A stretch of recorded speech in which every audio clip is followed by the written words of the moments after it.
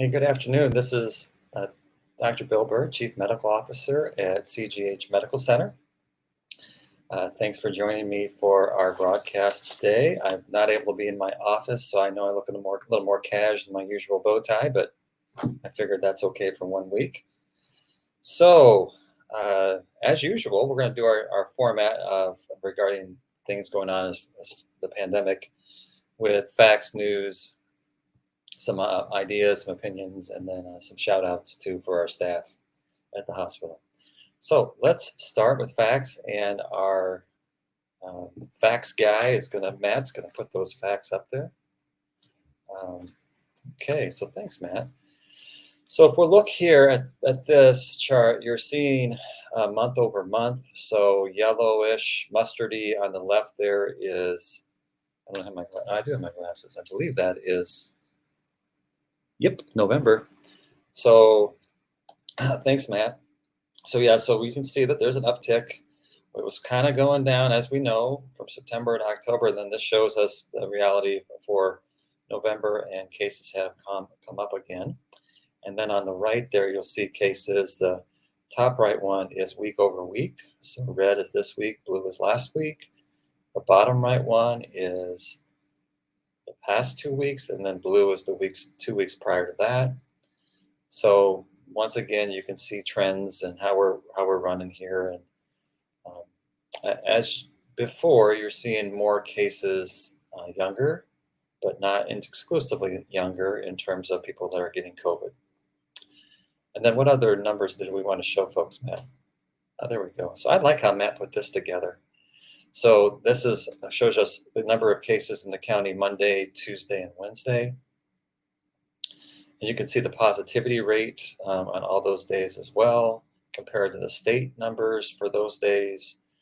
So right now we're running higher than the state average, and our cases are obviously up. And you look at that bottom left graph there, it kind of shows our number of cases and how in this particular surge, it's kind of like a double surge because we went up and down, and now we're coming back up again.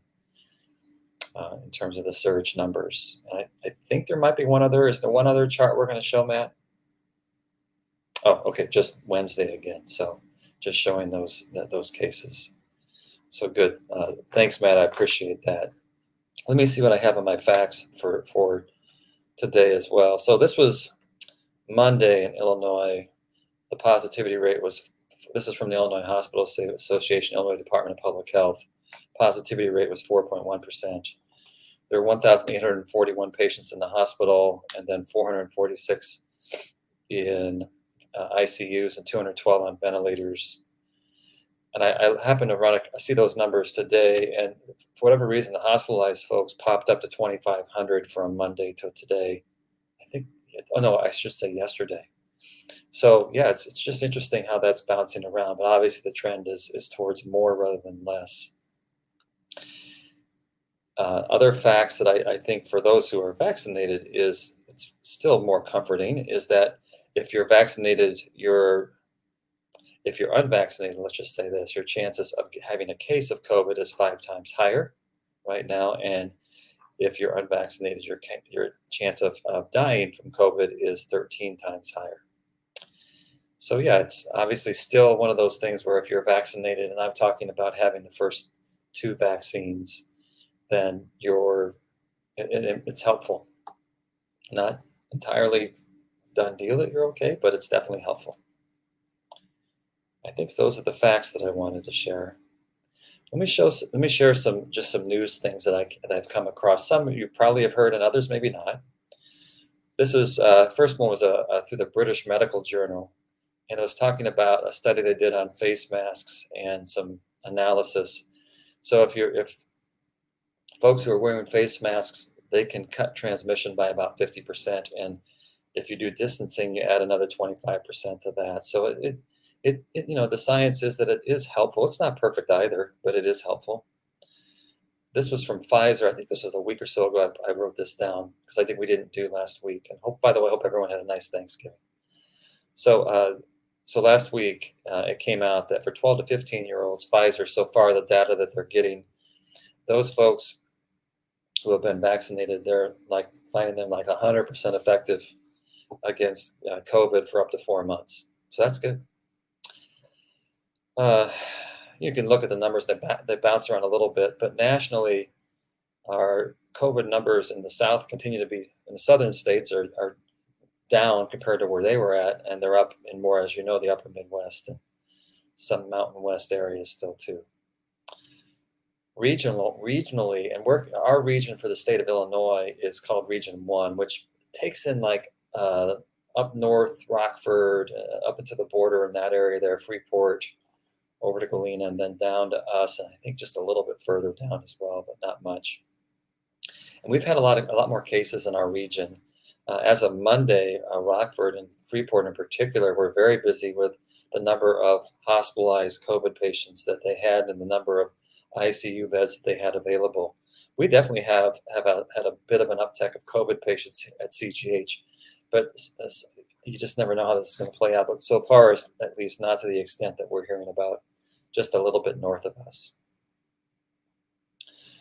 What other news do I have on my got to get it down list? Oh, well, yeah. So I'm sure you've all read about this. That California's had a case of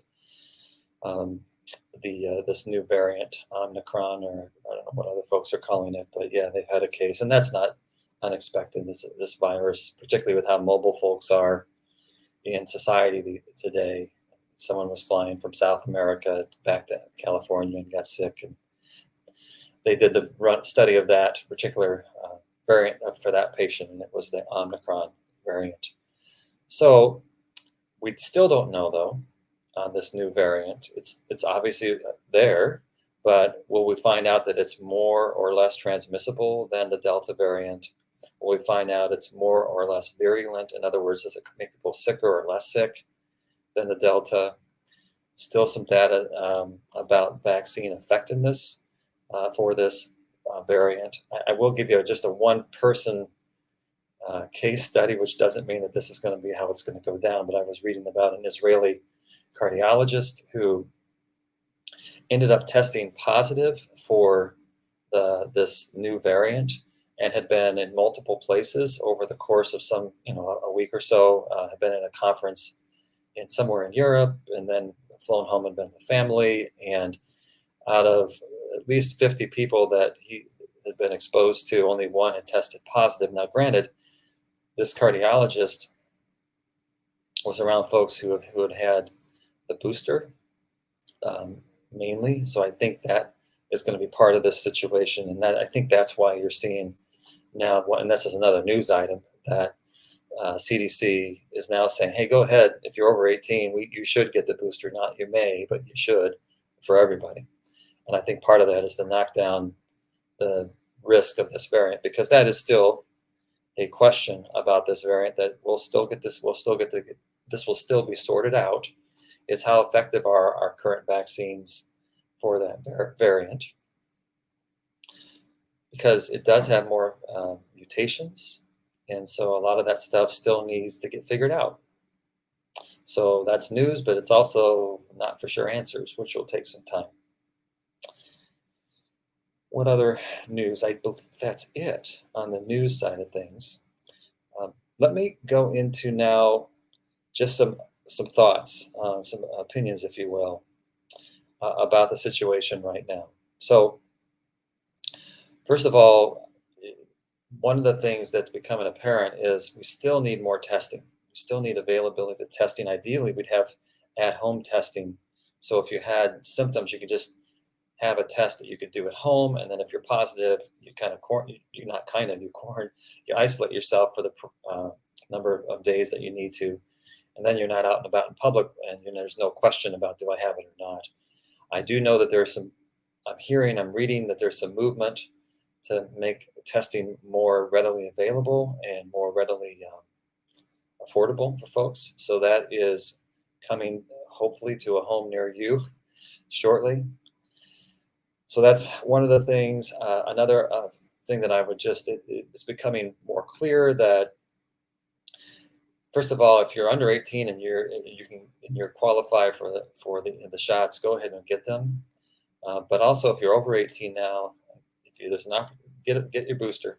Yeah, I mean, the risk of this booster is, I mean, there's never, you don't find no risk when you have vaccines that you're talking about, but the risk is minuscule with a capital M exclamation point compared to the risks of not only getting COVID, but I think the thing that this new variant is making very clear is that natural immunity is, if you live through it and you don't have a lot of side effects, which unfortunately some people do, but if you live through it, that's all well and good. But every time that a virus invades a host, you or me, and we get sick with that virus, that's an opportunity for that virus to mutate.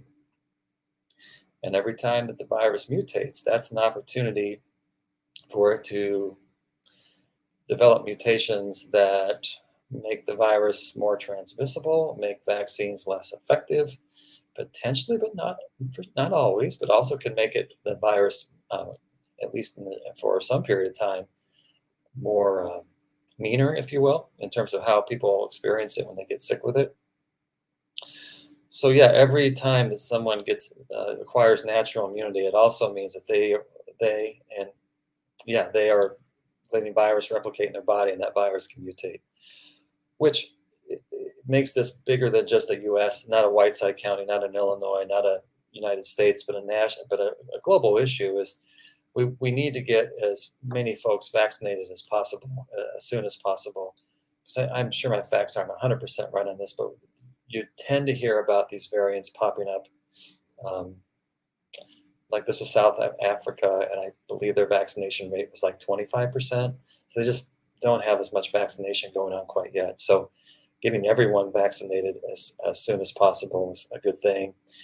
Um, yeah, what cautions do I need to take if I can't have the booster? So, hi, Vicky. So I guess, Vicky, I would say on that, part of it depends on how long it was since you last had a booster. So if it's been less than 6 months, I think you can kind of do what they're saying for people who have had the booster. But if it's been more than 6 months, yeah, I would be pretty cautious right now with how things are going down about not being in a public space without a mask on. Is probably, and as much as you can, distancing yourself. So I think those would be the things I would be probably careful about, Vicky. And I also, you'll have to make this decision, but if I hadn't been boosted yet, I probably would be pretty reluctant to sit down and take a mask off and have a meal, particularly in a restaurant that's fairly crowded or a bar that's crowded. So those would be my thoughts, Vicky. Which reminds me, I did see another viewer question that came in even before we started. And the question was, are we giving boosters and flu shots at the clinic?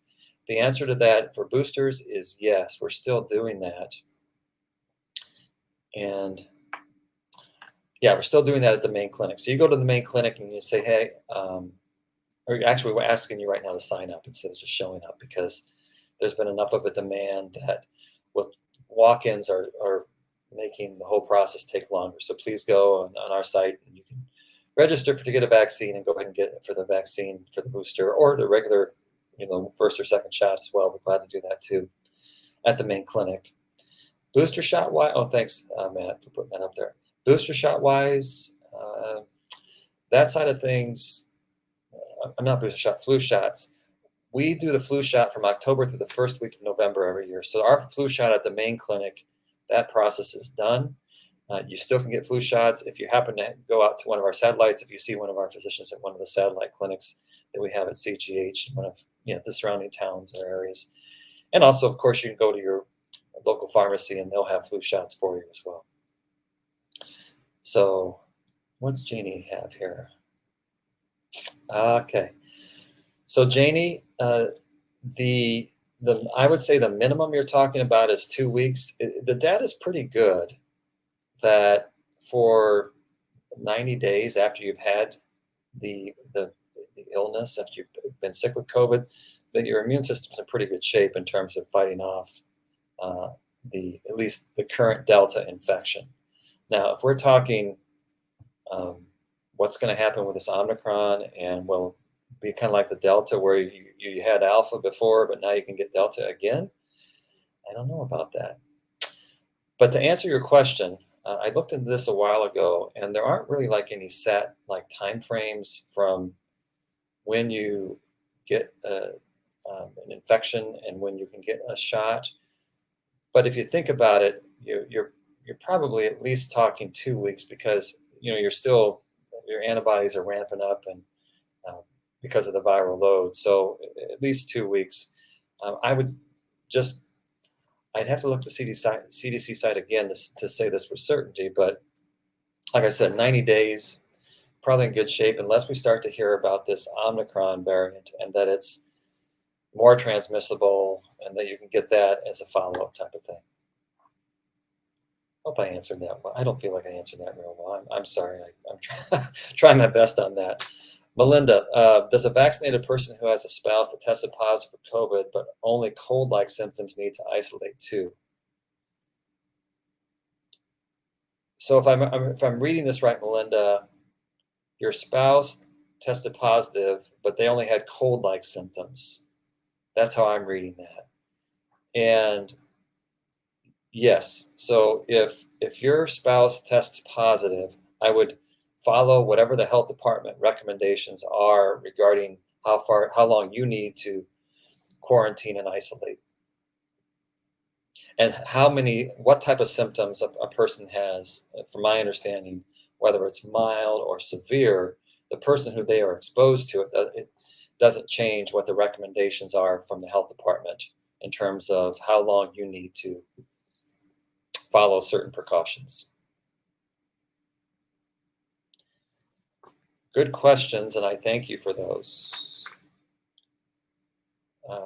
Has there been an increase in flu cases in our area? I don't know. I do know that what we're seeing around, like University of Iowa had an outbreak of their students recently in terms of flu, and there's been some other universities where we're starting to see that. I haven't seen any data myself in terms of in our area how many flu cases we currently have. So if I do start to see any more new information about that, I'll let you know. But the arrow is pointing in the direction that the number of flu cases we're going to be seeing in our area is going to be going higher than it did last year. Yeah, so which brings me to, I think okay, can you still get COVID if you've got the shot and the booster? Yes, my understanding is you can. Like the last I saw on the booster data, I think it had been about 10,000 people that had gotten the booster that I think it was Pfizer was following. And I think it was about 92 to 94% effective in terms of preventing symptomatic infection. So that's pretty good. That's kind of back to where people were after they had the first 2 shots, basically. How long that immunity will last, the data is still being collected. But at least so far, that's where we're at in terms of getting the booster. Way lower chance of getting symptomatic infection, but not zero. What else did I want to say about opinion? I think it's the main. And it's just not too late to still go ahead and get vaccinated. Now we're at billions of people that have had the vaccine, and I'm feeling. I felt good about this for a long time, but even more and more. I mean, the vaccine is working, and it knocks down the number of people that are getting it, which knocks down the chances of further mutations. So I think it's definitely the direction to go. Oh, I'm sorry. One piece of news I forgot to mention, and many of you already know this, is that a couple of federal judges have ruled against the mandates for healthcare workers. So I think that's in a bit of limbo because I just saw a little news blip before I popped online here that Health and Human Services is now appealing that. So where that's going to end up, don't know. I can say, though, at least for our area, keep this in mind, that the state of Illinois process is still in play, which is that if you're not vaccinated, then you still have to test every week. So anyone that works for, And this for CGH, if they're not vaccinated, they are getting tested every week. So that does add a layer of protection for for our patients and for the people that work with the people who aren't vaccinated here. So that's it is something I don't think you have everywhere else in other states that haven't gone that path. Good. Other questions today?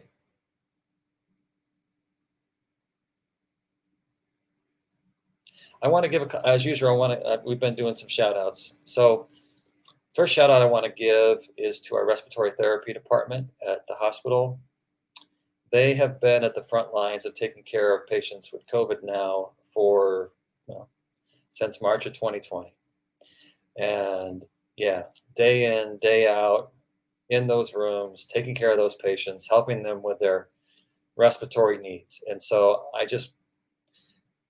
want to thank that department and the work that they're doing to take care of those patients. And by the way, our respiratory therapy department doesn't just take care of COVID patients who have respiratory issues, but patients who have COPD and patients who have pneumonia, patients who have, you name it, that are having respiratory problems. So a vital department in our hospital, and I just want to give a shout out to them. And a long overdue shout out goes to Matt and Rebecca and Dana and Liz, the folks that are behind the scenes here for our broadcast here on Facebook. So I just want to thank them.